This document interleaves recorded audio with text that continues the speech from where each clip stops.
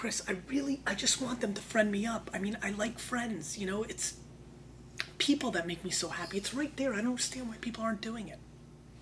Hello, everybody, and welcome to Wine Library TV. I'm your host, Gary Vaynerchuk.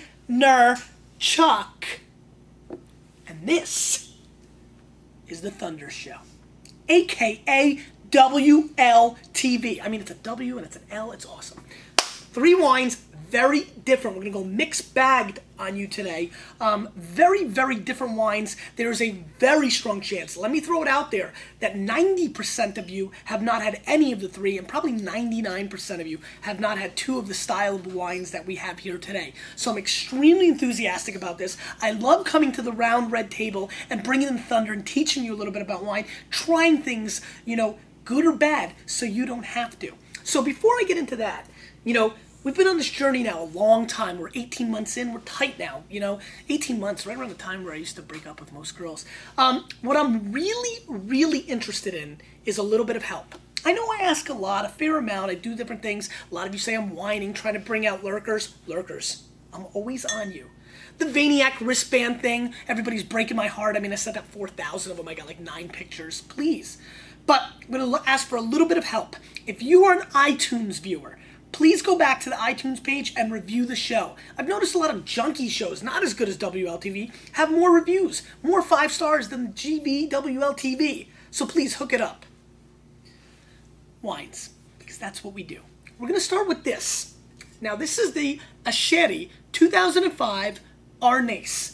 Now, the Bruno Giacosa Arneis is probably the one you'd be expecting me to taste, but I'm sure a lot of you have had that if you've ever had an Arneis. So I wanted to bring you a small producer that I'm very fond of, Asceri. I'm a very big fan of these wines. Now, Arneis is very tricky. In Piedmont dialect, which is where this is from, Piedmont, the area that brings you Barolo and Barbaresco, Arneis means like stubborn, tough person, and that's why they named this grape that. It is an awfully difficult grape to grow, to get going.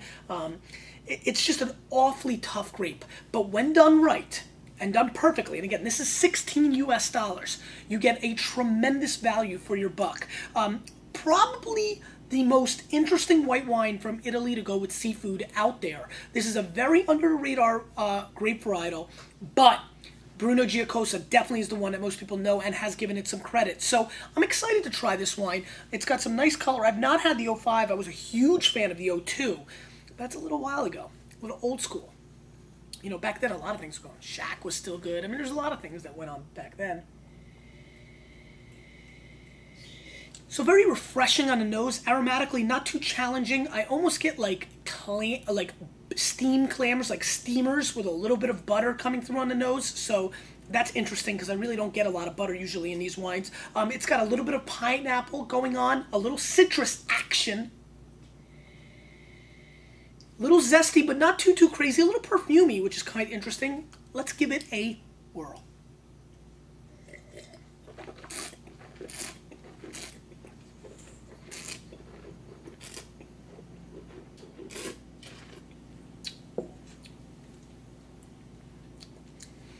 Beautiful mouth coating wine. I really like the overall acidity of this wine. Very crisp. Lemon, lime, zing coming through in this wine, and I appreciate that. If you are a citrus fan, this is a wine that is absolutely going to compel you to drink another sip. A la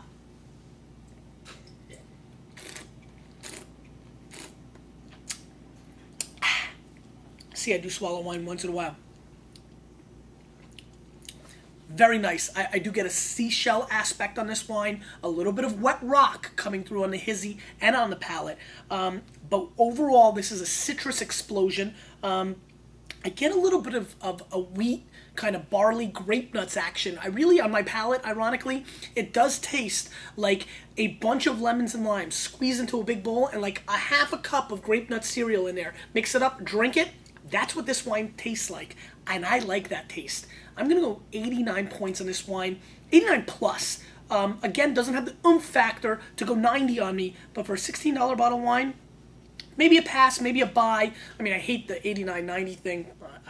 I I get right into it. I'm a jerk. I'm a big jerk. But, you know, it is a good wine. It is definitely worth seeking out. Very crisp, but I'm telling you, if you like the lobster tail, seek out an Arneis. Enough with the Chardonnay, people.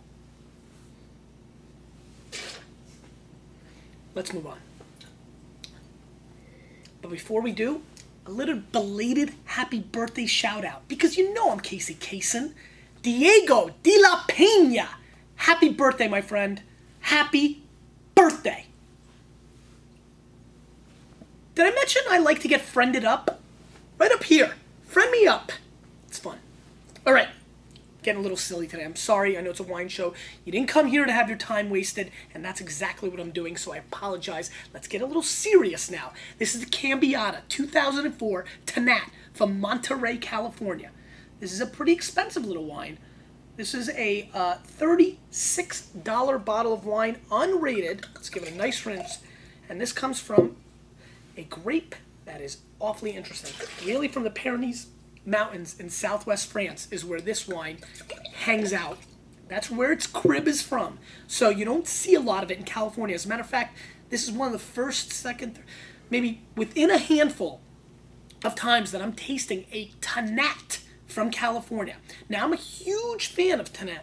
They're very big, long, age-worthy, high alcohol, high content, monster bomb, you know, like serious left hook from smoking Joe Frazier wines. However, they're almost unapproachable at a young age. These are kind of wines that sometimes need 20 to 30 years in the cellar before people pop them. That's what the homies in Southwest France do. I mean, it's nuts. It's a very difficult wine at a young age from that part of the world. Let's see if Monterey makes it a little bit more approachable. These wines have been open for several hours, so that's good. But it's a 2004, so it is young. And I think what you're going to notice, and I want to get really up in there with you, this is dark, dark, dark shizzle. I mean, this is some dark juice. Let's give it a whirl. Now, on the nose, it's bringing some serious thunder. Very perfumey and very aromatic. I'm getting a beautiful hodgepodge, a potpourri of different dried flowers, rose petals, violets, dandelions. Is that a flower? Not really, it's a weed, isn't it?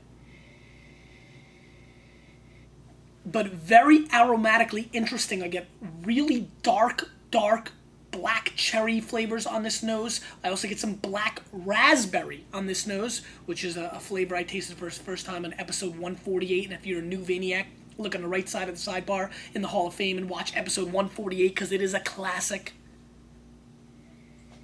Aromatically, this wine is beautiful. Does it act a little like Cabernet on the nose? It does, because there is a little oak monster in this. And the oak monster is popular enough because of you Vaniacs. So let's keep it under control within our wines, please. Let's give it a whirl.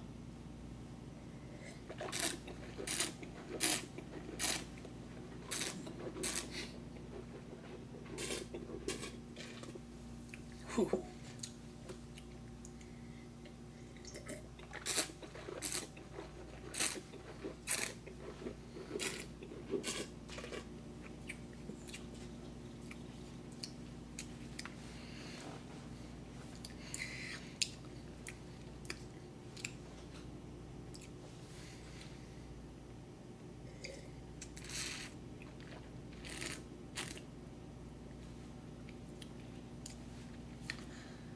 This wine is bringing the thunder, thunder, thunder, thunder. Cats. This wine is absolutely intriguing, interesting, and different. If you are a major fan of pitch black, black, black chocolate, you will love this wine because that is the flavor that is exploding on the palate. Is the oak monster in the house? He is. But the black, dark chocolate bar is punching him in the neck and knocking him down. That's how much dark chocolate is coming through in this wine. It's very intriguing. It reminds me of the candy bar that I chose by accident when I was 7 years old. I always went for milk chocolate. Once in a while, I picked the wrong dark chocolate candy bar. I was crushed. I'd cry, give it to my grandma. Please, no. That's the exact dark chocolate flavor I'm getting through. There's a good amount of oak. There's a beautiful vanilla component that's mixed in almost like a... reminds me of a blueberry cream-filled blints. If you've ever had a blints, it's a Russian thing, it's a French thing. You know, blintsy, I don't know, is there, that's, I guess in English I've seen people call them like blintzes. You know, that's kind of ghetto for me. It's a blints, and that's exactly what this tastes like, along with that enormous dark chocolate, but that's the secondary, third tier, fourth tier flavors. You got to really investigate on this wine. It is massive, way big. However, not over-the-top fruit bomb that you're used to with the Australian Shirazes and the California cold wines.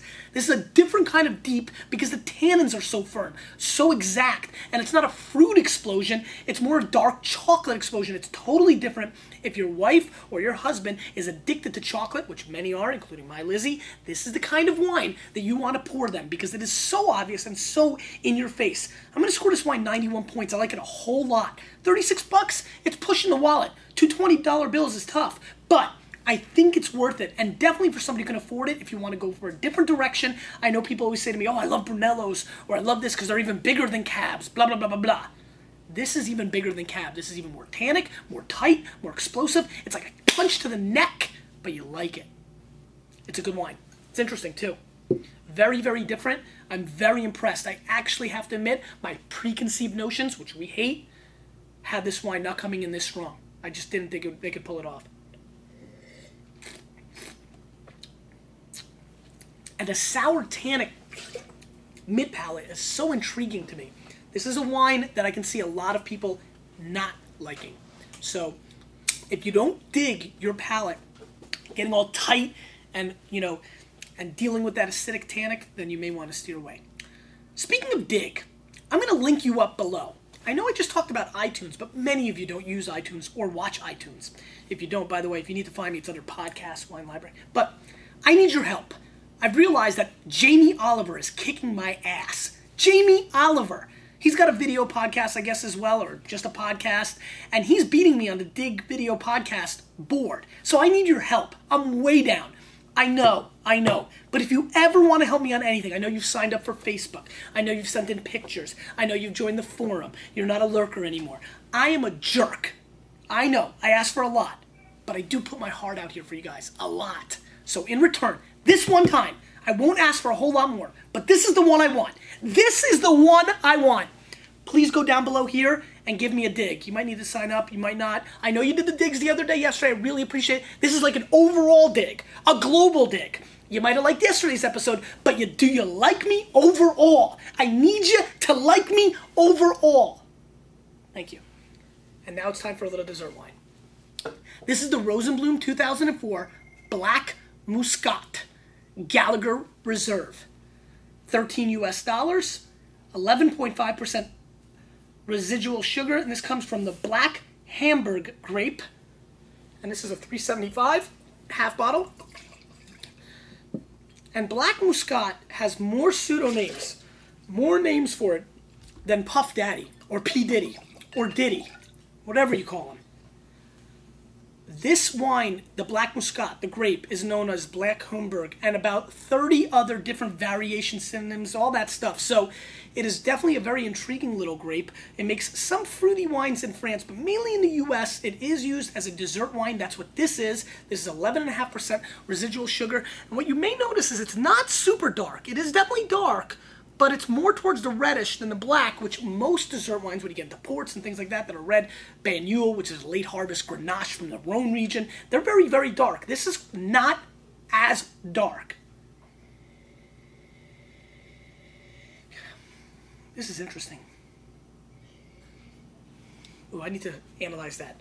I know we've been on the show a little bit, and you're probably wondering, you know, last Saturday, if you've been a long-time Vaniac, that the Vaniac t-shirt contest ended. We took in 50, 100 submissions.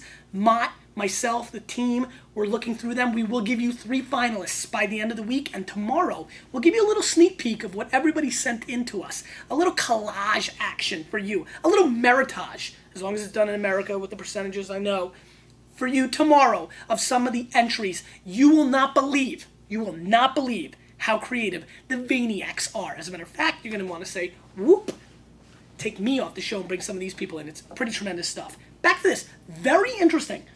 I'm going to give you one of the better analogies I've ever given because this is exactly what this smells like. This actually smells like chocolate-covered cherries dipped, brought into a huge jug of Prosecco. It's got a very distinct Prosecco nose. So if you're a fan of Prosecco, and I can imagine throwing chocolate-covered cherries into that with a hint of brandy aspect. Oh, a little fun fact on Tannat, which is real fun. Tannat grapes are used to make Armagnac. I'm telling you, man, it's big stuff. Let's give this a whirl. Very funky nose. The heat's coming through. It almost smells like a brandy. It smells like, you know, I'm about to take a shot of something.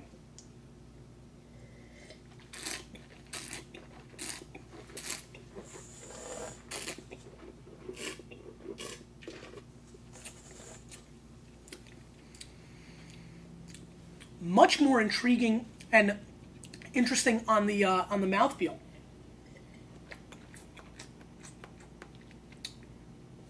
I get like a strawberry and cherry pastry connection going on. There is some heat coming through. Not what a port would taste like, but the kind of dessert wine that would go tremendously with a chocolate dessert. I'm going to score this wine 88 points. I think it's a little disjointed. The heat's a little bit too much for me. But boy, it's a nice drink. It's only 13 bones, which is, you know, your lucky number. And it's pleasant. And when I think back to the Meeker episode a long time ago in the 40s or 50s when we had the Meekers on, we had a dessert wine that went right with chocolate, but that was a much more expensive late harvest Zinfandel. I kind of feel like this is a good way to attack it at a very, very good price. You know, it's 88 points, which is a nice solid score, and it's a good little dessert wine. Be aware of the alcohol content, but maybe that's what you're looking for, a little date night action. You know, the CKCs, College Kid Crew, Facebook blowing up. I talked about Dig. I talked about iTunes. I gave the big shout out to Diego. Friend me up. T-shirt contest. Question of the day. Very simply. What is your favorite piece of swag that this show has provided available to you? Because you, a little bit of me, a little bit, we're changing the wine world, aren't we? Big announcement for Friday. Get ready to go to the store. Get me out of here.